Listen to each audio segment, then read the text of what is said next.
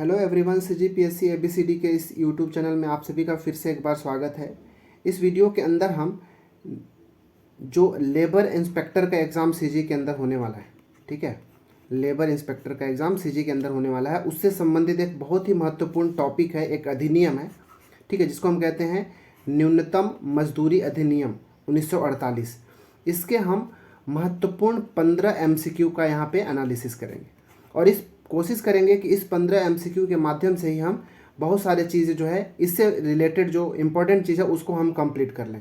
और इतना बेसिक चीज़ पढ़ के एटलीस्ट तो एग्ज़ाम में जाना ही चाहिए, ठीक है। बाकी आप अपने स्तर पे अच्छे से पढ़ाई तो कर ही रहे होंगे, तो आप अपने अगर अच्छे से पढ़े होंगे तो इस एमसीक्यू के माध्यम से आप अपना प्रैक्टिस को देख सकते हैं कि कितनी आपकी तैयारी हो चुकी है। अगर नहीं पढ़ रहे हैं तब भी आप इन सब से एक शॉर्ट नोट्स बना के, एक सिनॉप्सिस बना के तैयार कर सकते हैं, ताकि एग्ज़ाम में जाने से पहले एक बार रिवाइज किया जा सके, ठीक है। ये सीजी लेबर इंस्पेक्टर रिक्रूटमेंट जो है 2023 का एग्ज़ाम होने वाला है जून के अंदर, उसके दृष्टि से इम्पॉर्टेंट है। और भविष्य में जब भी लेबर इंस्पेक्टर या फिर जब भी श्रम विभाग का कोई भी अगर पोस्ट निकलता है उसके लिए तो इम्पॉर्टेंट होगा ही। अभी तक मैंने 4 वीडियोस इस सीरीज़ का अपलोड कर दिया है और ये हमारा 5वां वीडियो है, ठीक है। उम्मीद है आपको बहुत ही ज़्यादा आपके लिए कारगर साबित होगा। देखिए, अब समझते हैं कि सबसे पहले कि न्यूनतम मजदूरी होता क्या है, इसके बाद हम क्वेश्चंस को लगाना शुरू करेंगे, ठीक है। न्यूनतम मजदूरी अधिनियम 1948 और इसकी क्यों आवश्यकता हुई, आखिर क्यों जो हमारा सरकार होता है, भारत का सरकार, केंद्र सरकार या फिर राज्य सरकार को क्यों ज़रूरत पड़ता है कि न्यूनतम मजदूरी अधिनियम को लाया जाए। देखिए क्या होता है, पहली बात तो न्यूनतम मजदूरी इस नाम से ही समझ में आ रहा है कि वह मिनिमम वेजेस या फिर न्यूनतम मजदूरी क्या होना चाहिए जो किसी भी मजदूर को दिया जाना चाहिए, ठीक है। ये इसका सीधी सा मतलब ये हुआ। देखिए क्या होता है कि बहुत सारे ऐसे मजदूर होते हैं कि जब वो अपने मालिक के पास, अपने स्वामी के पास जब कार्य करने जाते हैं तो उनको जो उचित मेहनताना या फिर मजदूरी उनको नहीं मिल पाता, ठीक है। चूँकि जो मजदूर होते हैं उनको कार्य की बहुत आवश्यकता होती है, उनको अपनी जीविका चलाना होता है, अपने परिवार की आवश्यकताओं को पूरा करना होता है, इसलिए वो बिना सौदेबाजी किए ही उस काम को एक्सेप्ट कर लेते हैं कम मजदूरी पर ही, ठीक है। इसलिए जो सरकार होता है, जो केंद्र सरकार या फिर राज्य सरकार है, वह यह कोशिश करती है कि इन मजदूरों को उनके कार्य के लिए जो आवश्यक न्यूनतम मजदूरी होना चाहिए वो उनको मिलना ही चाहिए, चाहे कोई सा भी रोजगार में वो अपना संलग्न हो, ठीक है। इतना समझ में आया होगा। देखिए, जो मजदूरी होता है उसमें मूल वेतन, ठीक है, मजदूरी के अंदर मूल वेतन और जो एक महंगाई भत्ता होता है ना, ठीक है, महंगाई भत्ता, ये दोनों को मिला जुला के क्या कहा जाता है, मजदूरी कहा जाता है, ऐसा समझ सकते हैं, ठीक है। मूल वेतन प्लस महंगाई भत्ता। महंगाई भत्ता मतलब होता है डियरनेस अलाउंस, आपने सुना होगा डीए। अब तो वीडीए होता है एक्चुअली में, ये क्या होता है,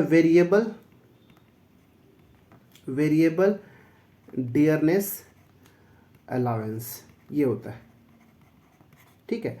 मतलब प्रवर्तनीय महंगाई भत्ता, मतलब क्योंकि कई बार से जब महंगाई बढ़ता है तो उसके हिसाब से चेंज भी तो करना चाहिए ना, तो इसलिए वीडीए होता है, वेरिएबल डियरनेस अलाउंस होता है, ठीक है। तो ये बेसिक इसकी जानकारी थी। अब हम बाकी जो आगे के जो इम्पोर्टेंट है इसके रिलेटेड उसको हम क्वेश्चंस के माध्यम से देखते हैं, ठीक है। चलिए, पहला क्वेश्चन नंबर 1 है कि वैधानिक न्यूनतम वेतन किसके अंतर्गत निर्धारित है, ठीक है। मजदूरी अधिनियम 1936 का भुगतान पहला, समान पारिश्रमिक अधिनियम 1976, कामगार मुआवजा अधिनियम 1923 या फिर न्यूनतम मजदूरी अधिनियम 1948। तो इसका सही आंसर है, आपको पता चल ही क्या होगा, ऑप्शन नंबर डी, ठीक है, न्यूनतम मजदूरी अधिनियम 1948, ठीक है। एक्चुअली 1946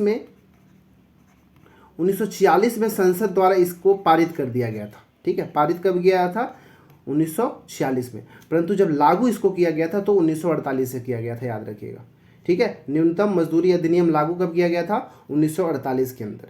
देखिए, यह एक ऐसा अधिनियम है जो भारत की संसद द्वारा पारित किया गया एक श्रम कानून है, ठीक है।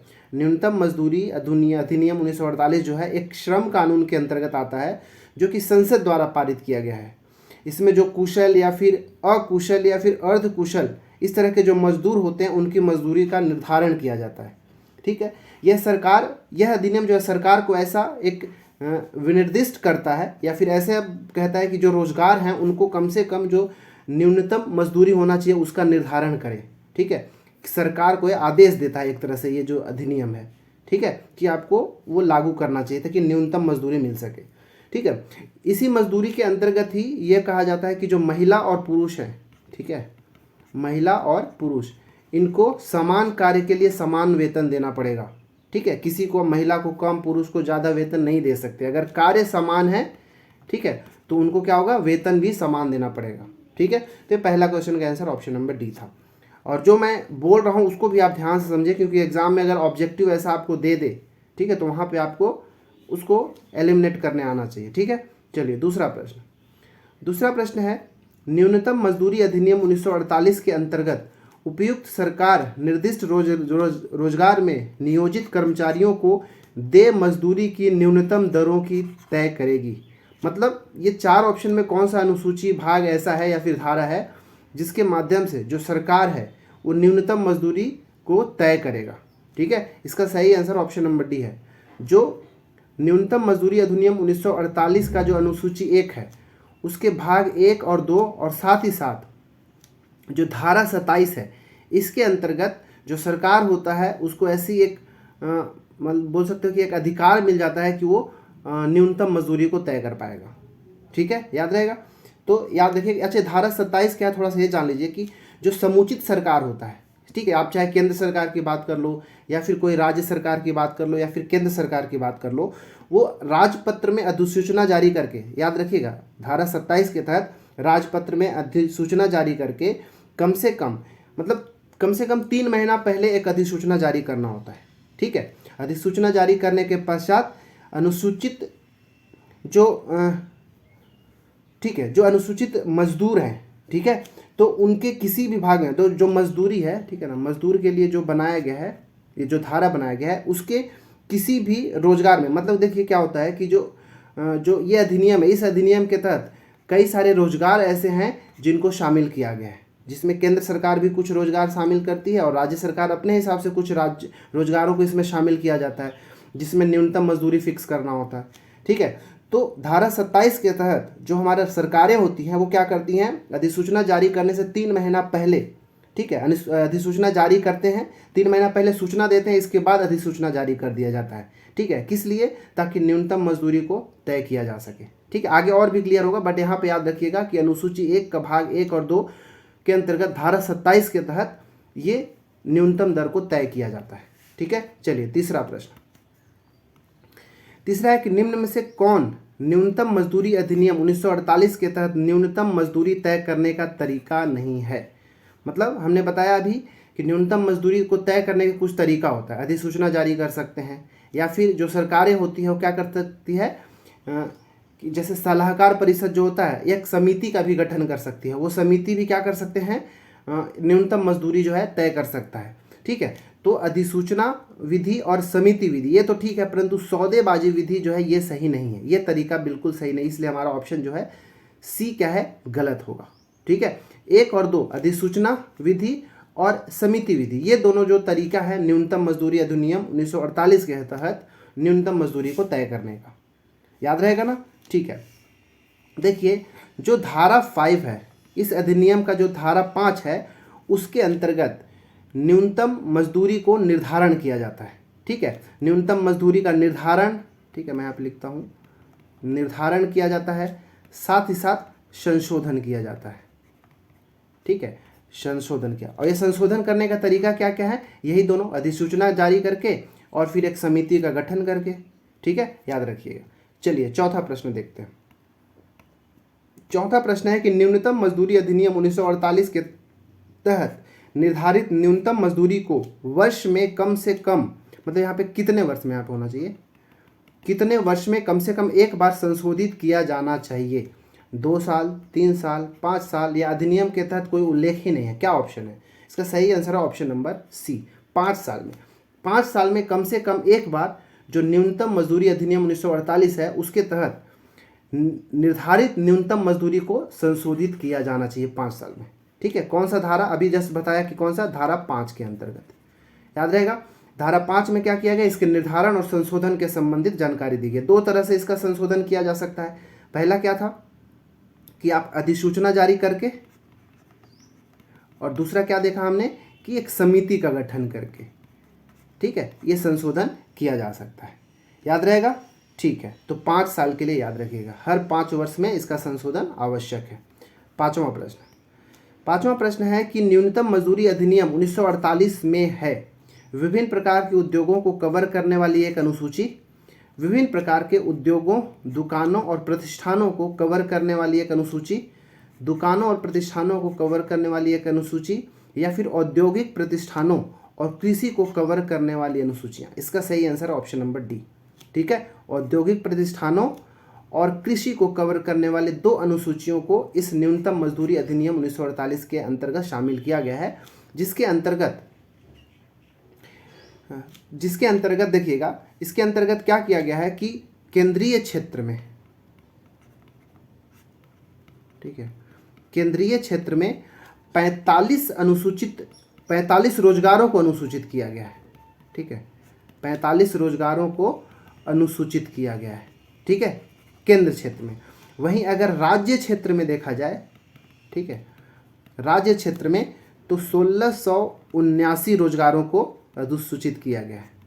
याद रहेगा, याद रखिएगा, यही 45 रोजगार और 1679 रोजगार राज्य क्षेत्र वाला, ये ऐसे रोजगार है जिसके अंतर्गत न्यूनतम मजदूरी अधिनियम 1948 को लागू किया जाता है। याद रहेगा, तो ये डाटा आपको याद रखना है, 45 और 1679।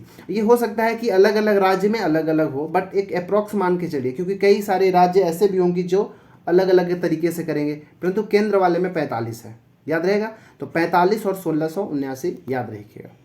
चलिए छठवां प्रश्न है कि निम्नलिखित में से कौन सा कल्याण के सिद्धांत पर आधारित नहीं है।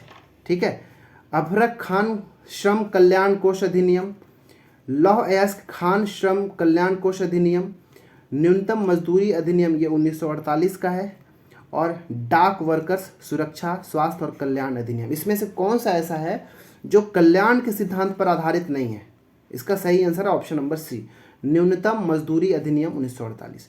देखिए ये सब में अफरक खान श्रम कल्याण, इसमें कल्याण दिख रहा है, लोह खान श्रम कल्याण, यहाँ भी कल्याण दिख रहा है और यहाँ भी कल्याण दिख रहा है। तो यहाँ से आप पकड़ लेंगे कि ये जो तीनों हैं ए बी डी, ये कल्याण के सिद्धांत पे कार्य करता है। ये तीनों जो अधिनियम है वो लोगों के कल्याण की बात करते हैं, उसमें जो कार्य कर रहे हैं जो श्रमिक होते हैं उनके भविष्य के, उनके कल्याण की, उनके ग्रोथ की बात करती है। परंतु जो न्यूनतम मजदूरी अधिनियम जो है वो कल्याण पर नहीं बल्कि उनकी सुरक्षा पर कार्य करता है, कह सकते हो, या उनकी संरक्षण पर, या फिर जो उनकी मूलभूत आवश्यकता है उनके ऊपर कार्य करता है। कल्याण की बात नहीं है, जो उनका मेहनताना है, उनकी जो मजदूरी है उसको उनके हक दिलाने के लिए कार्य करता है, ना कि ये कल्याण के लिए कार्य करता है। ठीक है, मतलब जो न्यूनतम मजदूरी अधिनियम है वो क्या करता है कि श्रमिकों को उनको न्यूनतम मजदूरी दिलाने की गारंटी देता है। किसी भी क्षेत्र में वो मजदूरी जो है एक दर मतलब डिवाइड करता है, मतलब एक दर फिक्स किया जाता है, निर्धारण किया जाता है कि इस दर से नीचे उनको मजदूरी नहीं दिया जा सकता है। ठीक है, अर्थात यह हम कह सकते हैं कि यह एक कल्याणकारी सिद्धांत ना है परंतु एक संरक्षण का सिद्धांत है, जो उनके जो न्यूनतम मजदूरी है उसको संरक्षण प्रदान करने का कार्य करता है। ठीक है, याद रहेगा। तो ये था छठवां। सातवां प्रश्न देखते हैं। सातवां है कि निम्नलिखित में से कौन सा कानून असंगठित क्षेत्र के श्रमिकों पर लागू होता है। ठीक है, असंगठित क्षेत्र के श्रमिकों पर लागू होता है। न्यूनतम मजदूरी अधिनियम 1948, बाल श्रम निषेध विनियमन अधिनियम 1986, अनुबंध श्रम विनियमन या फिर उन्मूलन अधिनियम 1970। कौन सा अधिनियम जो है इस पर लागू होता है श्रमिकों पर। तो इसका आंसर उपरोक्त डी होगा, उपरोक्त सभी। ये तीनों के तीनों अधिनियम जो है असंगठित क्षेत्र के श्रमिकों पर लागू होता है, याद रखिएगा। बस यहाँ से डेट भी याद रखिएगा कि न्यूनतम मजदूरी अधिनियम कब का है, 1948 का। बाल श्रम अधिनियम कब का है, 1986 का। अनुबंध श्रम मतलब बंधुआ मजदूर वाला जो है वो अधिनियम कब का है, 1970 का। ये इतना याद रखना है। ठीक है, आठवां प्रश्न है, इसको थोड़ा प्रश्न बड़ा है, इसको ध्यान से पढ़िएगा। न्यूनतम मजदूरी अधिनियम के तहत न्यूनतम मजदूरी से कम दरों के भुगतान से उत्पन्न होने वाले दावों को तय करने के लिए आधिकारिक राजपत्र के तहत अधिसूचना द्वारा निम्नलिखित में से किसे उपयुक्त सरकार द्वारा नियुक्त नहीं किया जा सकता। ठीक है, मतलब आप राजपत्र के तहत मतलब कोई अधिसूचना जारी करके आप किसका नियुक्ति नहीं कर सकते। ठीक है, ताकि ये जो न्यूनतम मजदूरी अधिनियम है उसको भुगतान से उत्पन्न जो कुछ भी प्रॉब्लम्स हो रहा है उसको देख रेख करने के लिए, ठीक है, इसको बनाए रखने के लिए, इस अधिनियम को पालन करवाने के लिए किसका नियुक्ति राजपत्र के द्वारा घोषित करके नहीं किया जा सकता। कामगारों के मुआवजों के लिए आयुक्त, किसी भी क्षेत्र के श्रम आयुक्त में कार्य करने वाले केंद्र सरकार के किसी भी अधिकारी, राज्य सरकार का कोई भी अधिकारी जो श्रम आयुक्त के पद से नीचे का ना हो, या फिर जो चौथा है कि कोई भी अधिकारी जो जिला मजिस्ट्रेट के पद से कम ना हो। ठीक है, इसका क्या आंसर होना चाहिए? तो इसका जो राइट आंसर है वो है ऑप्शन नंबर डी, मतलब कोई भी अधिकारी जो जिला मजिस्ट्रेट के पद से कम ना हो, ठीक है, उसका नियुक्ति जो है राजपत्र के द्वारा नहीं किया जा सकता, याद रखिएगा। तो ये इसको आप एज इट इज़ याद रखना चाहिए कि ऐसे लोगों की नियुक्ति नहीं कर पाएगा जो जिला मजिस्ट्रेट के पद से नीचे के हों, उससे ऊपर वाले को किया जा सकता है। ठीक है, तो याद रखिएगा। चलिए बढ़ते हैं 9वां प्रश्न की ओर।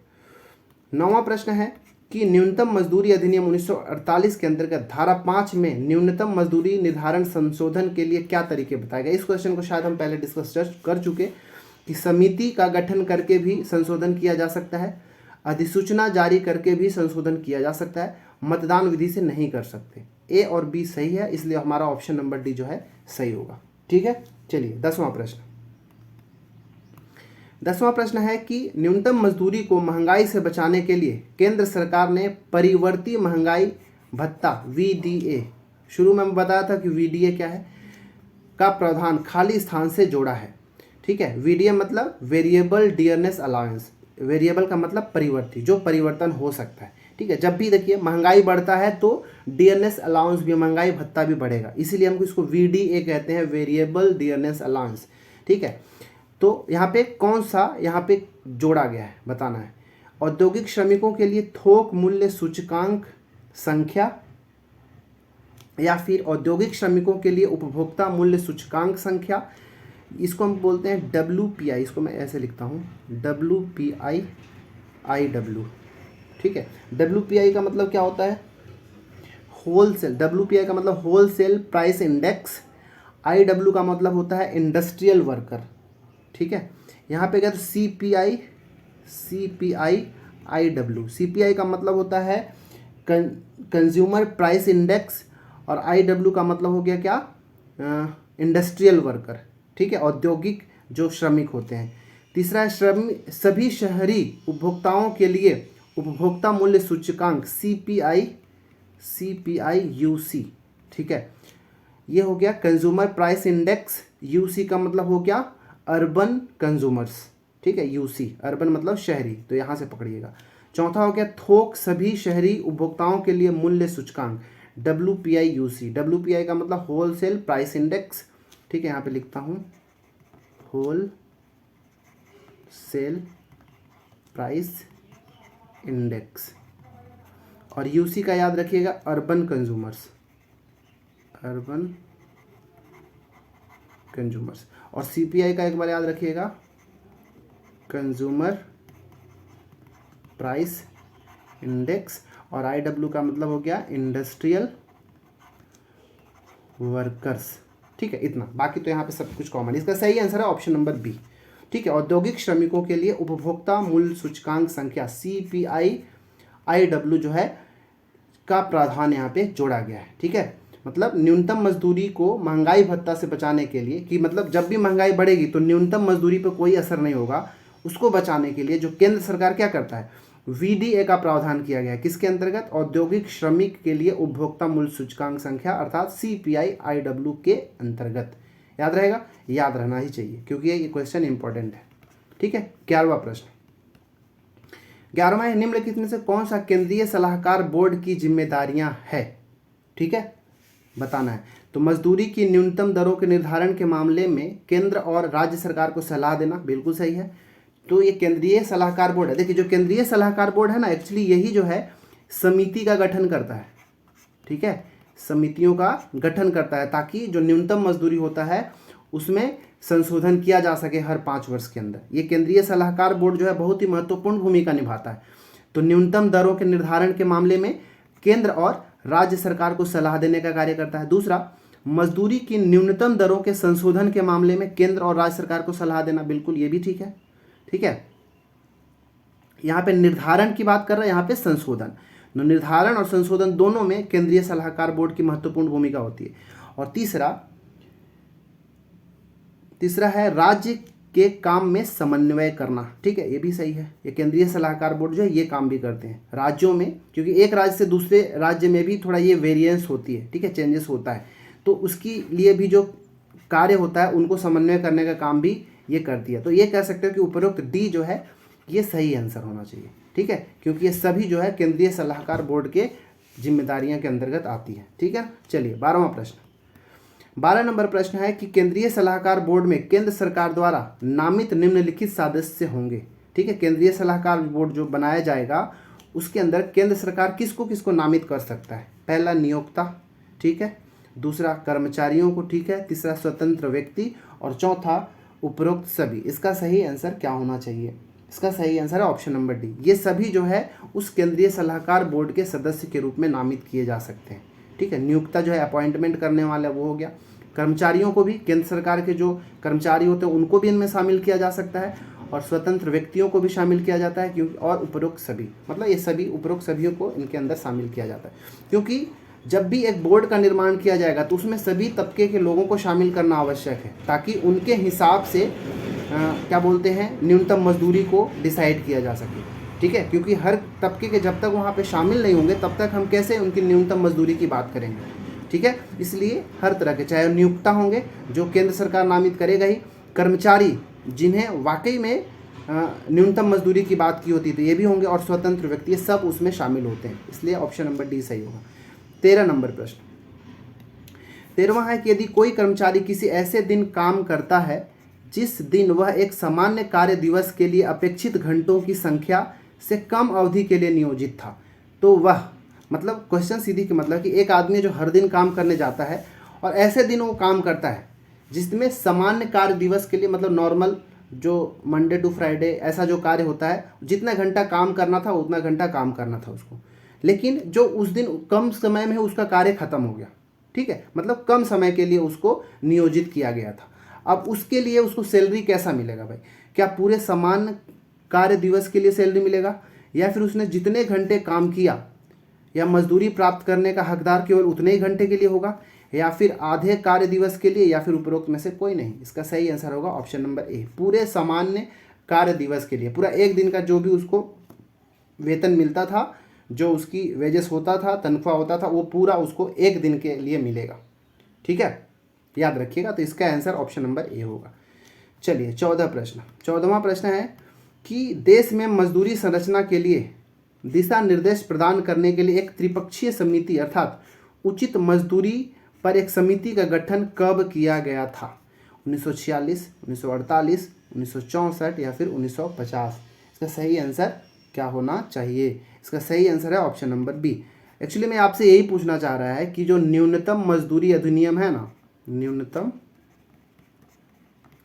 मजदूरी अधिनियम 1948, इसी की बात कर रहा है कि आखिर ये कब बनाया गया था। याद रखिएगा 1948, याद रखिएगा, क्योंकि तो पहले भी हम देख चुके।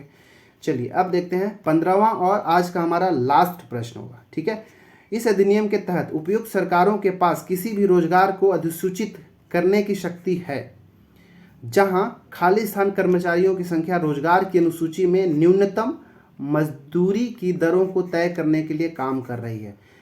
क्वेश्चन है, सीधी सी बात है ये, कि अगर कोई सरकार अगर किसी रोजगार को अधिसूचित करना चाहती है तो उस रोजगार में, ठीक है, कम से कम कितने लोग हैं, मतलब अधिसूचित करके अगर वो न्यूनतम मजदूरी दर को फिक्स करना चाहती है अगर कोई सरकार, तो उस रोजगार के अंदर कम से कम कितने लोग, कितना से कितने लोग कार्य कर रहा होना चाहिए, या कितना या उससे अधिक कार्य कर रहे होंगे। ठीक है, तो इसका सही आंसर होगा ऑप्शन नंबर सी। जब 1000 या उससे अधिक मजदूर या कर्मचारी अगर उस रोजगार में संलग्न है तो वहाँ पर जो सरकार होगा एक अधिसूचना जारी करने की शक्ति होती है उसको, और उन सभी मजदूरों के लिए न्यूनतम मजदूरों की दर तय कर सकती है। तो इसका आंसर 1000 या उससे अधिक होगा। देखिए याद रखिएगा कि ये जो श्रम होता है ना, श्रम 4 प्रकार के होते हैं। ठीक है, और इन चारों प्रकार के हिसाब से ही न्यूनतम मजदूरी जो है तय किया जाता है। जो पहला होता है उसको बोलते हैं पेशेवर, ठीक है। जो प्रोफेशनल होते हैं किसी कार्य को लेके अच्छे से स्किल्ड होते हैं वो पेशेवर के अंतर्गत रखे जाते हैं। दूसरे जो होते हैं अर्ध कुशल, ठीक है, सेमी स्किल्ड, ठीक है, जो आधा काम उनको आता है किसी भी कार्य को। तीसरा जो होते हैं पूरी तरीके से जो कुशल होते हैं, ठीक है, स्किल्ड जो वर्कर्स होते हैं। और जो चौथा होता है अकुशल, ठीक है, अकुशल, जिनके पास स्किल नहीं होता फिर भी वो मजदूरी कर रहे होते हैं। ये 4 तरह के श्रमों को जो श्रम होता है, जो कार्य होता है, उसको 4 तरीके से डिवाइड किया गया है और इसी के अंतर्गत जो है न्यूनतम मजदूरी को फिक्स किया जाता है। अब पेशेवर को और अकुशल को हम एक जैसा तो वेतन नहीं दे सकते, इनके लिए न्यूनतम मजदूरी अलग होगा, इसके लिए अलग होगा। इसलिए हम 4 कैटेगरी में बांट देते हैं ताकि उस हिसाब से उनको दिया। नहीं तो अगर केवल मेहनत की अगर बात होती तो अगर जो मजदूर होते हैं इनको तो सबसे ज़्यादा पैसा होता, क्योंकि ये सबसे ज़्यादा कार्य करते हैं अकुशल लोग। और पेशेवर जो होते हैं चुपचाप आते हैं, ऑफिस में बैठे होते हैं और उनको पैसा ज़्यादा मिलता है। तो उनकी जो स्किल होता है, जो पेशा होता है, उसके अकॉर्डिंग, उनके जो श्रम की जो कैटेगरी है उसके अकॉर्डिंग उनके लिए न्यूनतम मजदूरी फिक्स की जाती है। ठीक है, तो ये था आज का हमारा महत्वपूर्ण 15 क्वेश्चन। किससे संबंधित? तो न्यूनतम मजदूरी अधिनियम 1948 से संबंधित। ठीक है, कैसा लगा, क्या आपके लिए हेल्पफुल है कि नहीं, आप कमेंट में बता सकते हैं। वीडियो को लाइक करें, शेयर करें, सब्सक्राइब करें। मिलते हैं नेक्स्ट वीडियो में बहुत जल्दी, तब तक के लिए धन्यवाद।